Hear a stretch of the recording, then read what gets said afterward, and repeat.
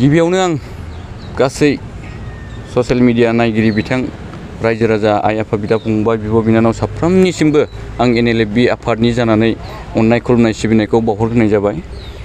नैबे जोंनि NLFB आफादनि भाइस प्रेसिडेन्ट बि बक' बिथाङा जे जोंनि आफादनिफ्राय एरख'जाबाय दिसार्ज होजाबाय, बेनि बेलायाव आं माखासे रायजो राजाफोरनो मोनथिहरनो सानदों।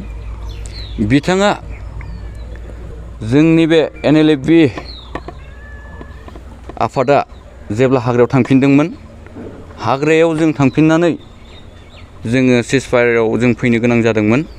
बे फैनाय समाव हाग्रानिफ्राय ओंखारबोनाय समाव बिथाङा मोनसे खोथा बुंदोंमोन जे जेलाव थानाय NDFB नि फाउन्डार प्रेसिडेन्ट डियार नाब्ला सार बिथांमोनखौ बरननांगौ होननानै बिथाङा रायजो राजाफोरनि सिगाङाव फोसावदोंमोन। दिनै बिथांनि बे फोसावनाया नंखाय होननानै जों दिनै मिथिनो मोनदों। मानोना दाख्लै बरपेटा बर'लेण्ड गेस्ट हाउसआव जोंहा मोनसे NLFB आफादनि काउन्सिल मिटिं जादोंमोन।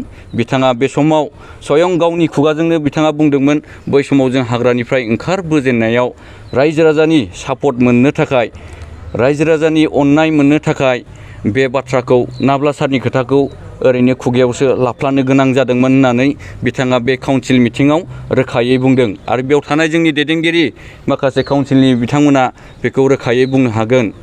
मानोना बे नाब्ला सारखौ बख'नांगौ होननानै बुंनाय रावा जों ओरैनोसो बुंदोंमोन, जोंनि थांखिया बे नङा होननानै बिथाङा रोखायै बे काउन्सिल मिटिङाव बुंनाय जादों। बेखौनो आं रायजो राजा साफ्रोम नायगिरि बिथांमोननिसिम फोसावहरनाय जाबाय।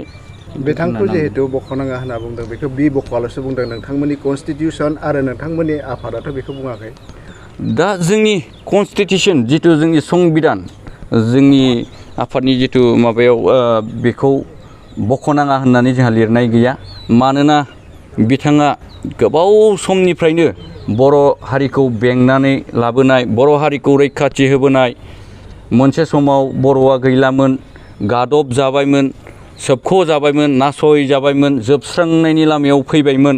बे समाव जोंनि नाब्ला सार एबा रन्जन दैमारि सार बिथाङा मोनसे हाथियार हमनानै सोमावसारग्रा हान्जाखौ बिथाङा जोनोम होदोंमोन। बे समनिफ्राय रैखाथि होबोदोंमोन बर' हारिखौ। दिनै बिथांबायदिखौ बिथाङा जेबो बिथांनि सायाव गोथौयै सिन्था खालामालाबानो दिनै बिथाङा गावनि सार्थनि लाबा लाबनि थाखाय बे बाथ्राखौ बुंबोदोंमोन।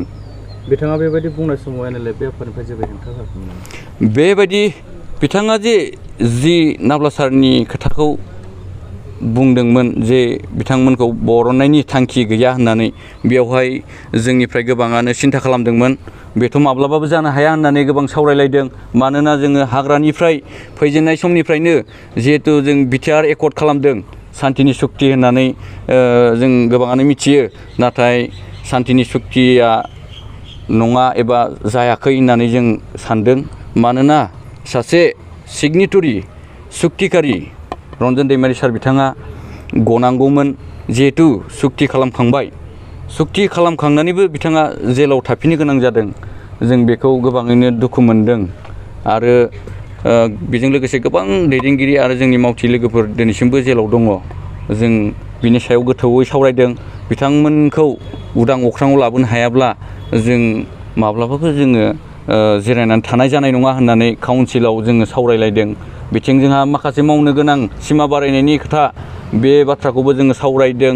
मुंख्लं न'खरफोर बिथांमोना दिनैसिम अनसुंथाइ मोनगोन होननानै आसा खालामनानै दं। दिनैसिम बेखौबो सरकारा मावफुंनानै होआखै। दिनै बैफोर समयसायैनो दं, समाधान जानायखौ जों नुनो मोनाखै। बिनि थाखाय जों NLFB आफादनि काउन्सिलनि दैदेनगिरि बिथांमोनजों गासैबो जमायै जों सावरायलायनानै जों गोरायै गोख्रोंसिन आरो मावलांगोन होननानै जोङो मोनसे थांखि लानाय जादों।